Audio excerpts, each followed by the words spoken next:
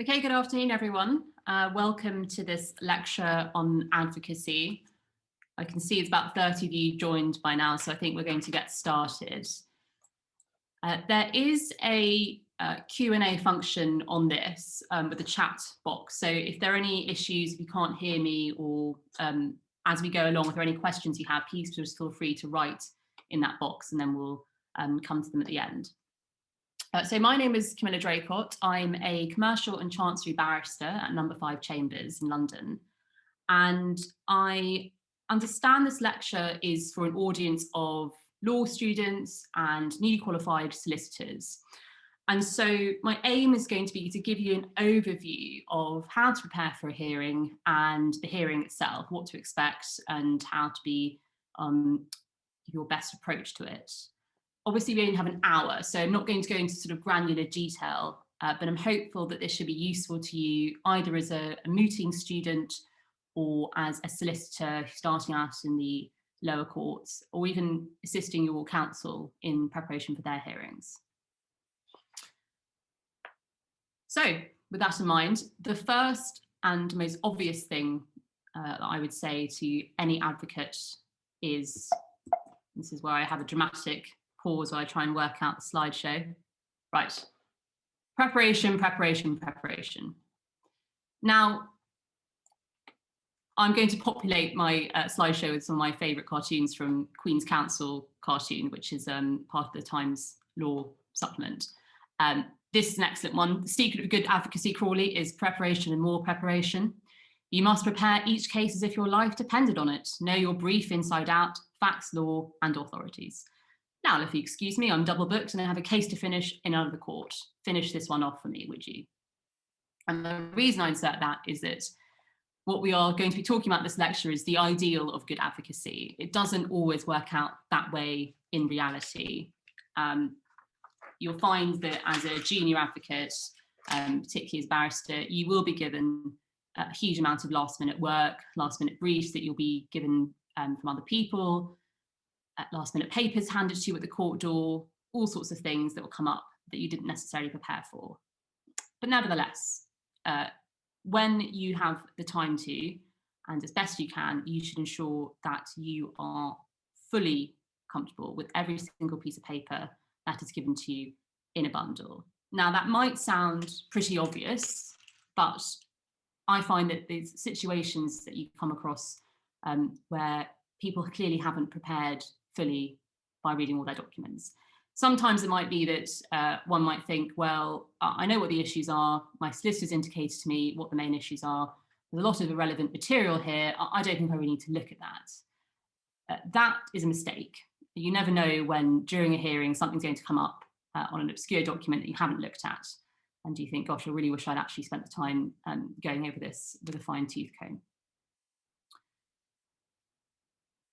I think as you start your practice, you'll develop your techniques that will assist you in best preparing for hearings. And it's best at the beginning to try and settle into a routine of how you approach documents and how you prepare for hearings, because it will really assist you well if you have a good setup going. Now, again, this may sound obvious advice, but tab up your bundle fully. When you get your papers, ensure that you know exactly where everything is. Ensure that you put notes so you can find it easily, because you may think that you are fully aware of everything, but in the pressure of a courtroom, you'll find that you suddenly can't find a hugely important document you're trying to put to a witness in cross-examination, and the whole thing just grinds to a halt. So one of the things I do, which assists me a lot, is I prepare a crib sheet of the most important page numbers that I know I'm going to need to refer to. So any crucial parts or sections of a contract, for example, so that I know, and I have that handy so that documents that I know I'm going to be turning to frequently, I can just sort of touch for my hand, know that where they're going to be in that bundle. And another very useful thing to do is prepare a chronology. Again, might seem quite straightforward, but you might think when you look at a brief for the first time that you don't need to, or it's not that important. It's always so helpful to have a basic again, it's a sort of like a cheat sheet of what the dates and the facts are that you can turn to easily, particularly when judges question you. And it's the first thing I do when I'm faced with particularly quite a complicated set of papers. I'll just sit down and read through, and the only notes I'll make on my first read through are the crucial dates and a summary of what happened on each of those. And that assists when I go through my second read through. It really helps me know then what to look for when I'm going into the detail. And that brings me on to one of the favourite topics of an advocate, which is the bundle. Beware the bundle. This is a nice little cartoon about how I'm sure none of you would prepare a bundle, but how sometimes it is done. Now, the reason I'm going to talk for a bit about this is they are so crucial to hearings. And I think they are often overlooked, particularly in the more minor hearings. Obviously, if you've got a big High Court litigation, I'm sure the bundle's been prepared at great length, but particularly I find in county court or smaller hearings, not enough time and effort is put into it. And it's something that you can do both as counsel and as solicitor to ensure that the hearing goes as smoothly as possible. There are so many reasons why it's important. Perhaps the most important is it just helps the court. Judges are pressed for time. They need to be able to navigate their way around the documents quickly, and a well-prepared bundle will ensure that they are taken to the most relevant documents and they're not having to wade through reams of irrelevant matters. It also helps the advocate hugely, particularly you'll find when you prepare skeleton arguments, you need a proper bundle with page references, obviously, to be able to make a note and be able to guide the court to what you want to draw their attention to. And something I was told, which I think is a good way of looking at it, is a good bundle is not going to win you a bad case, but a bad bundle can certainly harm a good one. Now, for example, I had a case where I hadn't had sight of the bundle before the hearing for various reasons. The solicitors presented it to me just before the hearing, and unfortunately it was unpaginated and it wasn't very organised, and it was a claim for faulty building works. And a lot of the evidence was just pictures of things like walls and floors. And you can imagine the difficulty of trying to put tens and tens of pictures to a witness and ask them to comment on them when you can't get the judge and the witness to look at the same page at the same time because there is no pagination. And unfortunately, in this case, the court simply decided it couldn't proceed in the time allocated because it was taking so long for matters to proceed. So it went part heard, the parties had to come back another day with a properly prepared bundle, and obviously court time's wasted, costs are incurred. So the consequences to your client of not having a proper bundle in place can be significant. And this is why I say it's both parties, because obviously a solicitor normally prepares the bundle, but counsel can have a hand in that. And I would always encourage counsel to liaise with their solicitor, ensure that the bundle is being prepared in the proper format, and so that when you get to the day, there are no nasty surprises in terms of trying to navigate it. Because ultimately, as a courtroom advocate, it is you who will bear the brunt of this. You are going to be the one dealing with a quite shirty judge demanding to know why they can't find the most basic document in the bundle. Now, you may have come across this before. It's one of my favourite sort of legal joke commentaries, and I'm going to show it to you now. So bear with me if you've already read it, but I think it's always worth bearing in mind, and that is Sedley's Law of Documents.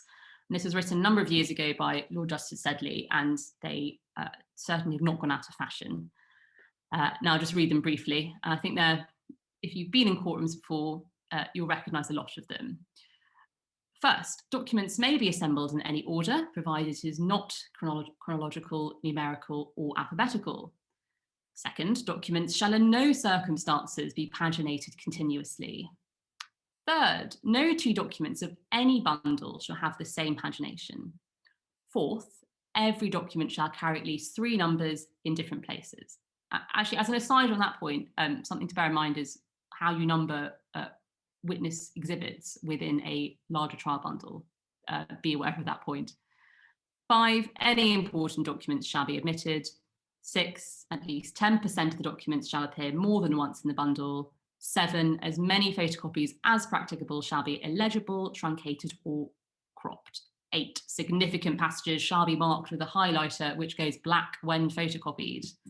9, at least 80% of the documents shall be irrelevant. Counsel shall refer in court to no more than 10% of the documents, but these may include as many irrelevant ones as counsel or solicitor deems appropriate. 10, only one side of any double-sided document shall be reproduced. 11, transcriptions of manuscript documents shall bear as little relation as reasonably practicable to the original. 12, documents shall be held together in the absolute discretion of the solicitor assembling them by 1, a steel pin sharp enough to injure the reader. 2, a staple too short to penetrate the full thickness of the bundle. 3, a tape binding so stitched that the bundle cannot be fully opened. Or 4, this happens to me pretty much all the time, a ring or arch binder so damaged that the two arcs do not meet.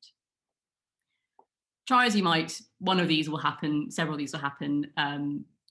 It's, you know, we're talking about ideals here, but it's just, the reason I spent such a long time on that point, it's just, it helps things so much when you have properly prepared set of papers for the court. And on that note, I think it's quite useful. The CPR is your friend with most of courtroom work. And I think something that's often overlooked, I just put here, is practice direction 32, paragraph 27 on agreed bundles. If you are going to a hearing, I say, either a solicitor or counsel, read that to make sure that you're preparing it in a way that the court is going to be happy with. Right, getting to court. Know your judge. So unfortunately, in this little cartoon, pupil barrister's got rather confused and is calling the judge, Your Honour, my lord, who knows? And this judge is very patient with him in this cartoon, which is very nice. This is such a simple thing to do when you are starting your practice, when you're starting as an advocate, but in the stress and in the busyness of preparing for your first hearings, it's so often overlooked. Make sure you know what to call your judge, and make sure when you get there that it's the judge you thought you had. So, for example, I had a situation in the county court where I'm supposed to have a deputy district judge, and at the last minute, a circuit judge was subbed in, and I hadn't realised because the list hadn't been updated, and spent the first part of the hearing calling them Sir, and obviously it should have been Your Honour. So it avoids the awkward situation of a judge having to correct you, which of course will make you more flustered. And it's one of those things that just takes away focus from the important reason that you're there. And so I'd really just make sure you check. And the other thing I think to bear in mind when you start going to court is that you will obviously normally have your client there with you. And again, this is a very helpful thing to talk to your client about before court.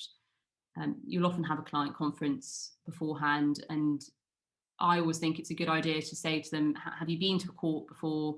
Do you know what to expect? Run them through the order of the proceedings and tell them you can address the judge in this manner.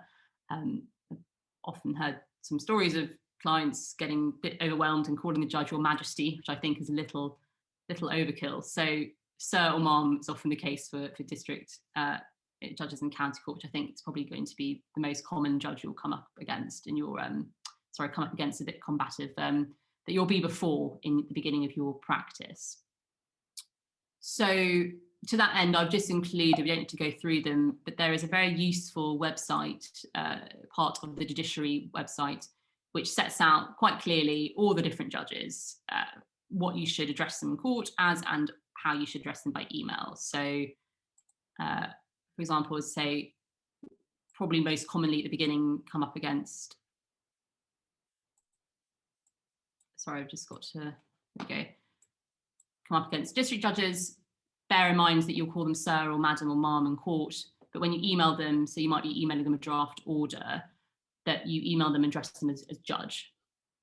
And that goes all the way up to the highest judges. So say that their source is there, you can check the website before you're going to court. All right, my next tip, keep it simple. I'm sure you've heard this before, but you can never repeat it too often. As this nice little cartoon demonstrates, people in the noble pursuit of trying to be clever and eloquent and as impressive as possible will often totally overcomplicate their advocacy, both written and spoken, and it really serves no one. I'm sure that many of you are becoming lawyers or become lawyers already because of a love of words or a love of eloquence, and that is excellent, and I'm sure you all have a great grasp of how to use language effectively, but the courtroom is not a time for flowery language, in my view. You're not trying to impress anyone else other than your sole aim is to convince the judge of the strength of your arguments.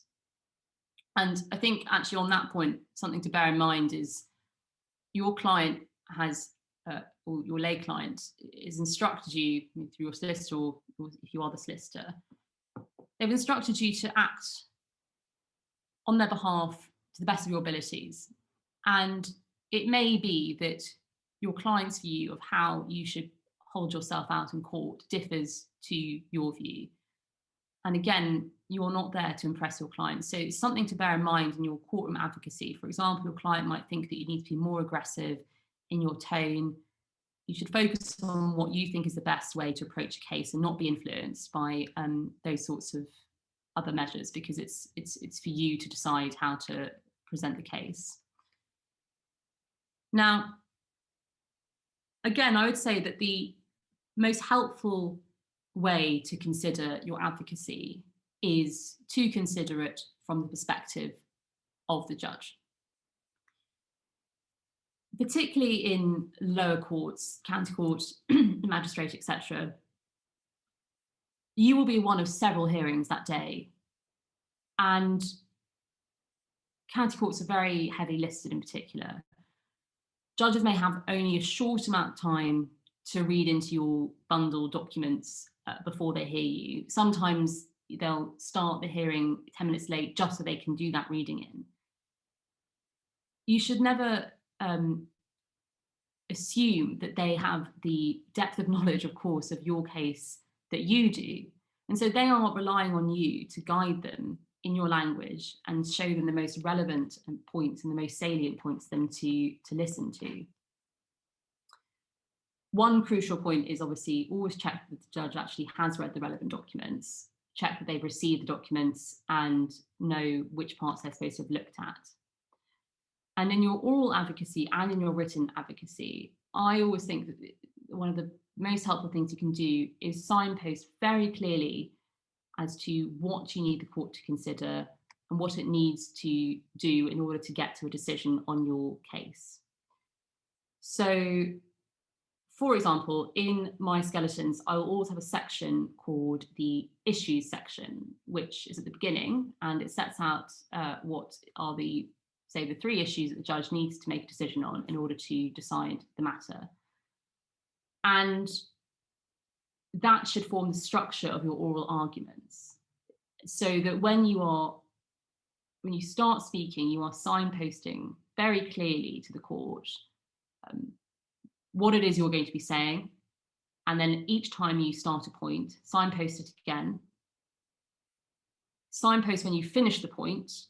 And I think it's helpful to then invite questions from the court if they have any questions on that particular issue before moving on. And so your advocacy is not, I'm obviously talking largely from a civil perspective here. Your opening submissions shouldn't necessarily be a waffling speech. It should be something clear and to the point. And obviously your closing submissions should be something that is almost the judge can use to form their judgment if they are so inclined to agree with your case.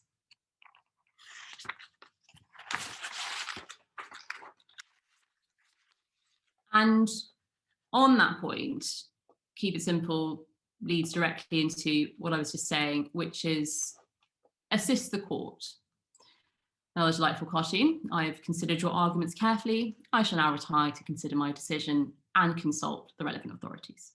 Now, I'm sure that that is not quite what happens, but it's fair to say that judges are not infallible. They are very learned and they are excellent at their job. However, do not assume that a judge knows the law fully. And obviously, do not assume they know it better than you. Often they will know it better than you, but judges, say again, from a, for example, perspective, a county court judge, they do a huge range of different types of cases in a day.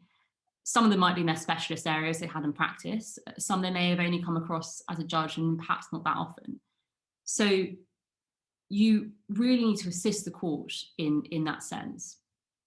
So again, talking about written advocacy in your skeleton argument, set out the law clearly in your skeleton. Refer to the relevant authorities and only the relevant authorities. Provide copies of those authorities to the court. Where the court has a legal test to consider, as I said, set out that test clearly. Show the court what it needs to decide in order, which branches of that test they need to consider in order to reach their final judgment. And again, as I said earlier as well, don't assume that the judge knows the facts as well as you do. Often in a busy court, they won't have had the full opportunity to read the matter and they won't have all the facts at their fingertips. You might think it's helpful at the beginning to offer a brief summary of the matter. If you don't have a skeleton argument, you might say, would you like me to provide a background to this? The judge may be grateful for that, just to refresh them of what the case is about. If you are doing skeleton argument, then you, I think it's always very helpful to have a background section. Actually, I say helpful, it's actually essential really. A short background section which sets out the facts neutrally. In my view, the background section of a skeleton argument is not for your argument. It's for you to give the facts to the court. And then you obviously can move on to your submissions and spin those facts in the way that you wish to. Also, consider doing an estimated pre-reading time at the beginning of a skeleton argument. I don't often see this, but it's something that I was taught in bar school, and I think it's always very helpful. And I know that I've myself not been a judicial assistant, but friends of mine who have been judicial assistants to judges have commented that judges are always very grateful when they, particularly in a lengthy case or where there's a significant amount of papers, they've been grateful for an indication of pre-reading. So it's very simple. You just say estimated time, perhaps an hour, 2 hours, and set out the documents that you think are most important for the judge to read. It might seem a bit obvious. You might be saying things like read the claim, read the defence, read the reply, but there could be particular correspondence you need to make sure they read, which is buried within hundreds of pages, or particular contract. So it's helpful for the court. It's the first thing the judge will see when they get this, your skeleton argument on the front page, and it's very helpful for them to be able to understand what they can expect from the hearing. So, advocacy techniques that will also assist the court. Now, these are probably techniques that you may have, particularly if you're on the bar, if you're at bar school or doing mooting, you probably have heard these before, but again, they bear repeating because I think it's very easy to forget these when you move into practice. Speak slowly. So obvious and so important. The important thing to note is that you're not just speaking slowly because you need to be understood. You're speaking slowly, again, to enable the judge to take in what you're saying and to make a note of what you're saying. So, for example, in county courts, judges will often give an oral judgment immediately at the conclusion of the hearing. Sometimes they might reserve it, sometimes they might have retire for 10 minutes or so and prepare their thoughts, but often they'll just give it on the spot. That means that throughout your submissions, throughout the hearing, they are preparing that judgment, they're making notes, and they're trying to collect their thoughts throughout. So help them do that and give them an opportunity to make those notes. The classic thing that people say, which is always true, is watch your judge. So people often talk about the apocryphal judge's pen. See what they're doing, see when they're writing, see when they've paused. And if you are giving your submissions and the judge is writing furiously, you might then decide to pause for a moment to allow them to finish what they're writing. And again, obvious but easily forgotten is when you are navigating your way through a bundle, give the judge time to catch up with you. So you might have your crib sheet that I mentioned earlier, and you say, turn to page 7 of the bundle, and then you might launch into your question for the witness. Watch the judge, make sure they've got to the correct bundle reference, allow them time to find the relevant part of the document you're talking about, and then go on to make your submission or put your question to the witness.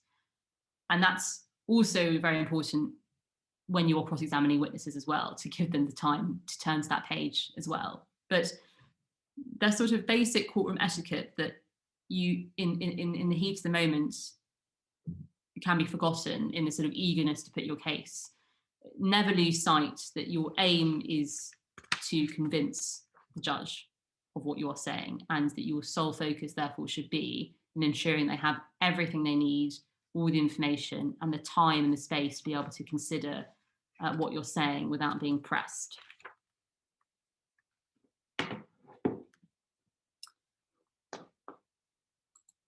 Now, obviously, things have changed for everyone at the moment. We have advocacy that is now remote.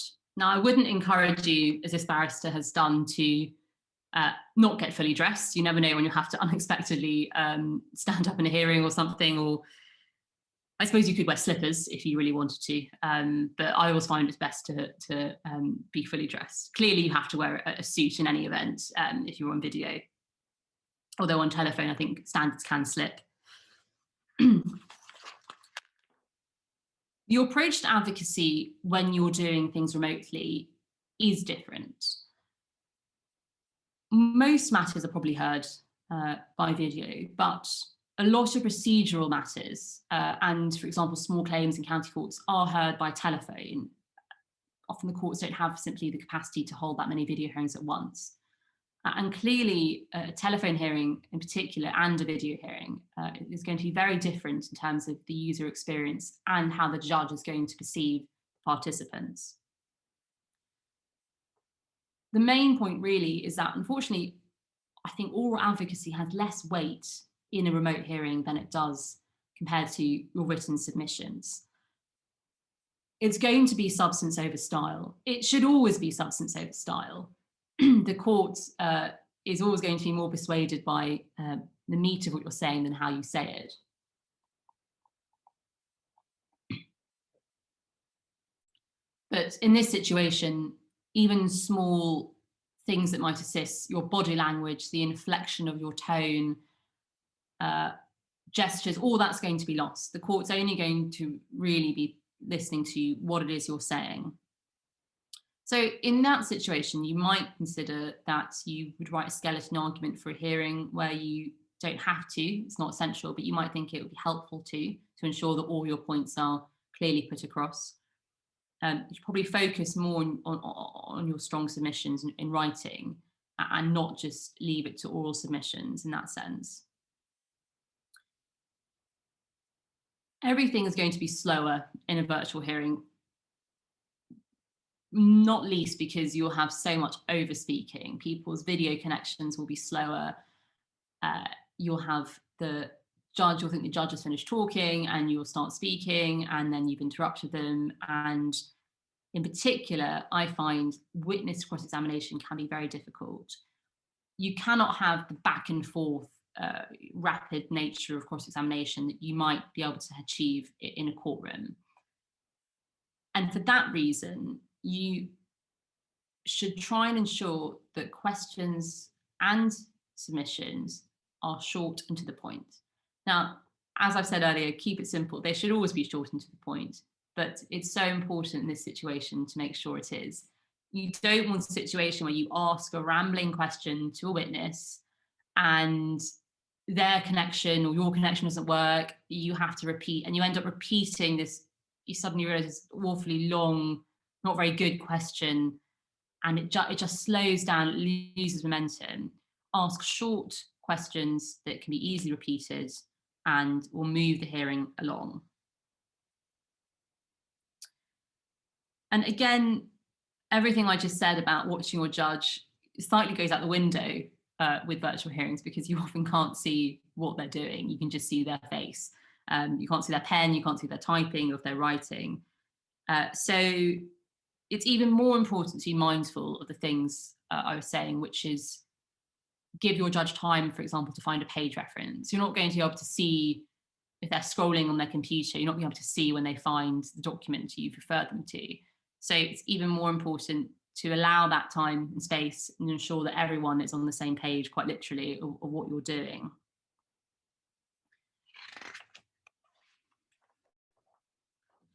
Now, of course, the atmosphere of a virtual hearing is going to feel different, because you're going to be probably in your living room, and you're not going to have this sort of solemnity and the formality of a courtroom. But it's always important to remember, of course, it should make no difference. You're still in court, you're still dealing with a serious matter, and you should still follow the proper etiquette. Now, I would say a few simple tips. Make sure you have a blank background for your computer. So actually, I've got a sort of edge of a picture and a lamp in mind, so it's not completely blank. But it's helpful, for example, if you're facing, if you normally work facing a wall with your background living room behind you, you consider pushing your table out into the middle of the room and turning it around so that you just have the wall behind you. I would say even a bookcase is probably too busy for a court hearing. Other small matters that are relatively insignificant, but I think one of my general overarching tips is that things that you might consider not that important, there are judges who also may consider they are unimportant, but there are judges who may consider they are important. So the best approach is just to try and do everything right as best you can. So other small points, courts don't seem to like it when you wear headsets. You can sort of, captain-esque headphones on, unless there's permission given or there's a reason for it. So do avoid that. In court, you're not really supposed to be drinking out of a bottle of water. You're supposed to have a glass. Again, it sounds insignificant, but I would say don't sip your tea during a hearing. Try and avoid having a water bottle, just have a glass. Just try and recreate the best you can what you would be doing if you were actually there in person. Now, another point I wanted to mention, I think is worth bearing in mind, particularly as I understand that you'll be at the beginning of your practice, and it's become ever more relevant now that everything is remote and virtual, which is when you start your practice, do consider becoming paperless.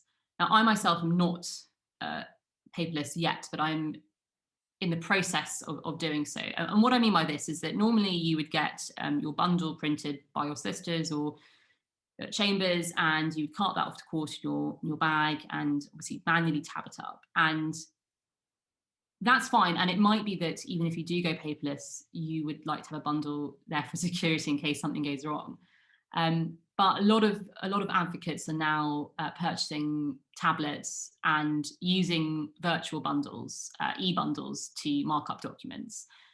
Obviously, at the moment, all your bundles will be virtual. They could be printed as well for you. But you might find that when you start, you might appreciate starting without the clutter of papers accumulating in dusty boxes and just go straight into an e-practice, because unfortunately, at the moment, if you are starting out in courts, you're going to be doing so on a computer anyway. So it's something to bear in mind. There are lots of very good blogs and things that write about how to do that.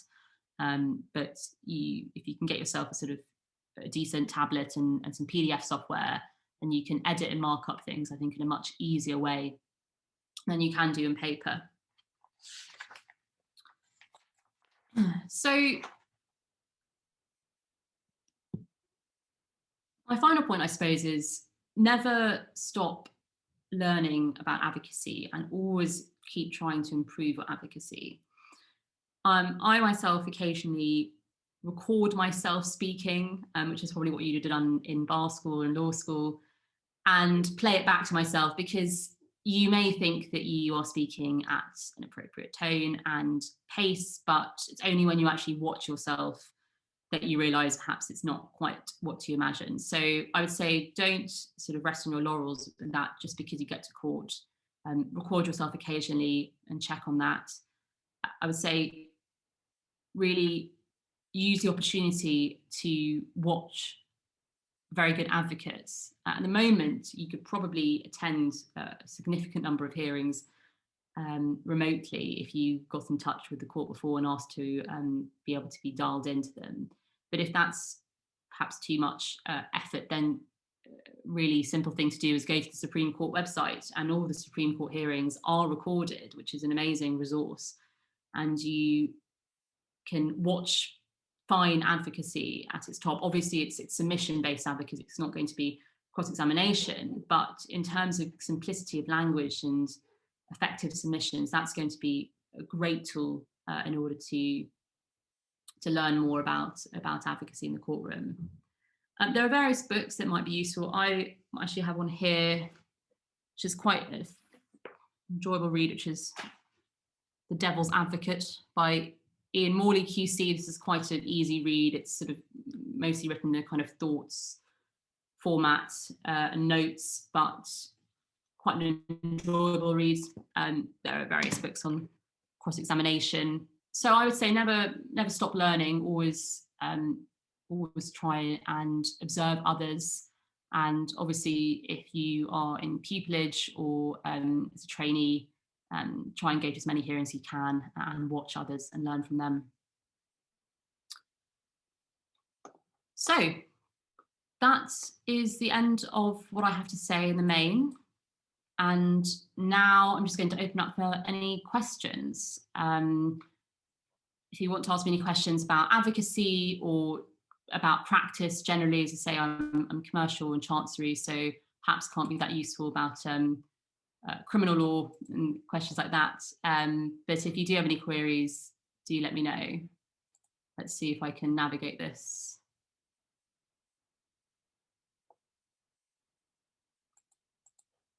Right. I'm not sure there are any queries, so I'll leave it for a few minutes in case anyone's got anything they want to ask, because obviously the way this is set up is, unfortunately, I can't see your faces and interact with you properly apart from the chat feature. If you don't have anything that comes to mind at the moment, then you can email me. I'll put my email address there, cd@number5.com. Feel free to reach out with anything. Okay, we've got a question from Amir on thoughts on cross-examination techniques or the best way to prepare for this. Many thoughts. Cross-examination is something that, again, you will always improve upon each time you do it. My approach is to write a skeleton of what I'm going to say. I think you shouldn't be too comfortable with just simply winging it. I would say don't wing your cross-examination, even if it's just something like a road traffic accident. You think, oh, it's really simple. I know I've just got to establish that they pulled out without looking. Always write yourself a plan. My approach is I try and think about the building blocks of my case. So what is it that I have to establish in order to succeed on my argument? So with the road traffic example, it might be you've got to establish that the person who crashed didn't take due care when driving, they didn't look, they didn't indicate, whatever various issues there are, you need to establish. Be very clear in your mind, because obviously you need to make sure that you've put those points to the witness. I then try and section my cross-examination into those headings. So it would be the bit on didn't look when driving, have bullet points of the questions that I need to ask. And sometimes if I'm got a quite lengthy cross-examination, I'll tick off the questions as I go to make sure I'm following along with my plan. Try and think about your cross-examination in sections. So don't spend too long meandering about things that don't appear relevant without bringing it back to the point. So perhaps you need to ask 3 or 4 questions, and then you need to make your point, establish what you're trying to say, put that case to the witness, then move on to the next section, and then put that case. Otherwise, you'll find that you were just asking all these questions, and sometimes the judge will just intervene and say, sorry, is there a point to this? Are you trying to establish anything here? So it might closing, for example, closing submissions, sometimes you do sort of, improvise them on the spot, particularly in a sort of shorter claim where you're just summarizing everything. But I would say you can never over prepare your cross-examination, because if you're flustered, it's going to go out the window. Okay, so Chelsea, actually, another book I have, sorry, before I move on, is this. I was reading this earlier, preparation for this lecture, is The Art of Cross-Examination by Francis L. Wellman. I've just started reading it. I think it's a lot of quite juicy stories about funny courtroom incidents, but it's quite a good book, I think, so far. It's quite a hold, actually, looking at its early 20th century. So perhaps there might be more recent ones, but I think the fact that it's still being published today indicates it's quite useful. So Chelsea says, do you find that judges sometimes do not read all the material in their pre-reading time? Yes, pretty commonly, and it's not really through any fault of their own. I suppose the important thing to remember is that things vary significantly between the High Court and the lower courts. So often, in my experience, there'll be proper allocated pre-reading time for matters in the High Courts. The judge will have had enough time to read into something. In the county courts, I say on the whole, they are able to read into everything. It's simply that a judge will have read an overview. They'll have read the claim, they'll have read the pleadings, they'll have read the witness statements, but they won't have read the contract fully, or they won't have read the correspondence that you think is relevant. And that's fine. You just need to, as I say, that's why I think it's really helpful when you have your skeleton argument to tell the judge what you think they need to read. It's helpful to set out the background of the facts. The judge knows when they're reading that, if there's something they've missed, they know that they need to go back and read some more of the papers. And it's helpful when you start your oral submissions to check with the judge and say, can I confirm that you've received the bundle and read these parts of it? So it's not a problem. And so I'm not in any way trying to insinuate that the judges are not prepared fully, because they are, but they rely on you a lot to assist them in that time. And it's one of those unfortunate facts due to the busyness of listings that you just have to be patient. Sometimes your hearing is going to start late because a judge is reading into the papers. I'm afraid I'm not going to respond to the question about bad character, because I don't do criminal law, so I would say that's probably not my area of expertise. But if you have any questions about civil law, I can help you with that more. We've got a few minutes left, so if there are any other queries, so put them in the chat box or drop me an email. I think this lecture will be available online as well after it's finished recording. So in terms of the, for example, the listings of the judges' names and things, you can check that on the slides.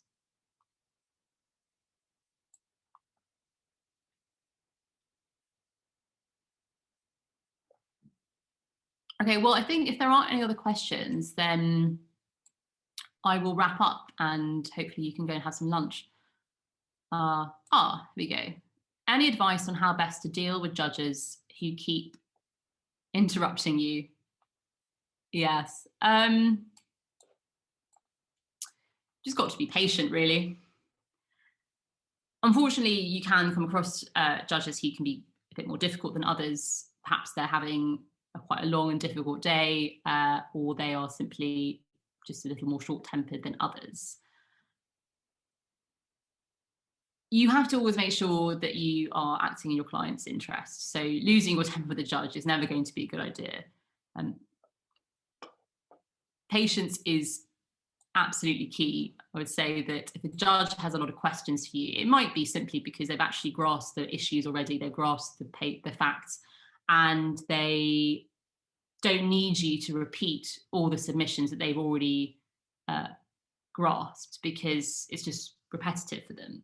So it may not always be, I wouldn't take it personally. I wouldn't get upset by it in that sense, because it's something that they're trying to establish what they need to know in order for them to come to their judgment. So really, you just need to engage and give them the information they want. Obviously, if you think that a judge is berating you to the extent that it's actually unfair, then that is something that you can, I would say it's probably best to address, depending on the situation, obviously, address afterwards, something you can perhaps raise in an appeal if needed. I mean, those are more extreme circumstances, and thankfully they're much more unusual. But in the normal situation where a judge is just asking you a lot of questions, that's fine, they're entitled to do it. And I said earlier, preparation.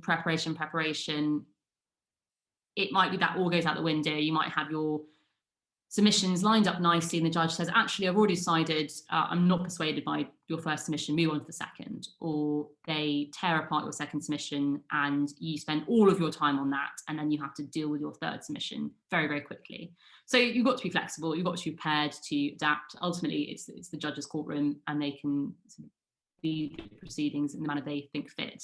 So prepare, but be ready to compromise on what you think is going to happen.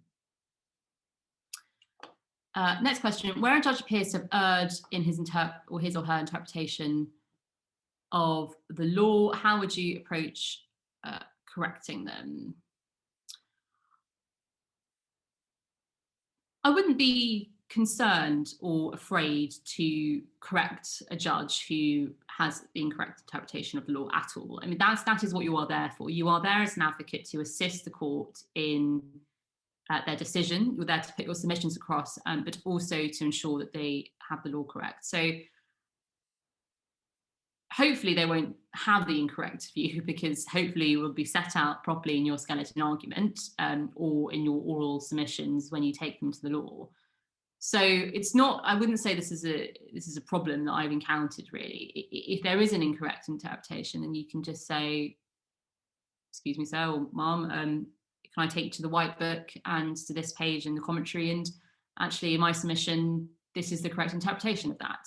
So it's not a problem at all. Judges are not going to be offended. If anything, they'll be grateful to you for pointing this out, because a judge always wants to ensure that their legal analysis is correct at the first instance, because no judge wants to be appealed, and they want to make sure their judgments are appeal proof. And so if you, I certainly wouldn't sit tight and not say anything and then deal with it by trying to appeal it afterwards. You should make sure that the parties are dealing with the matter on the proper basis in the first place, which will be a lot better in terms of court time and costs for everyone if the first hearing of the matter is dealt with properly.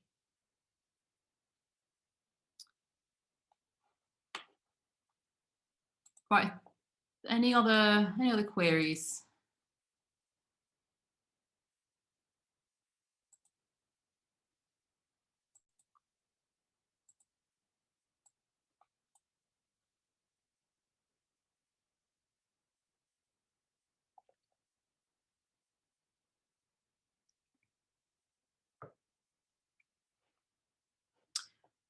I think that's potentially all the questions we have.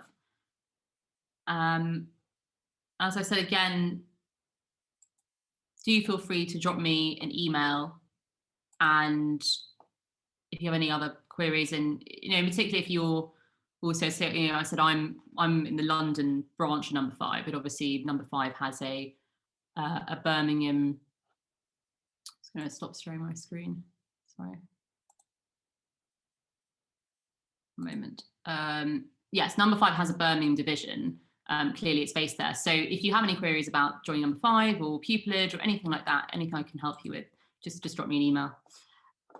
But yes, thank you very much all for your time. I hope you have found something useful for your law student life or in practice, and best of luck with your careers. I'm going to end the meeting now, I think. Okay, bye everyone.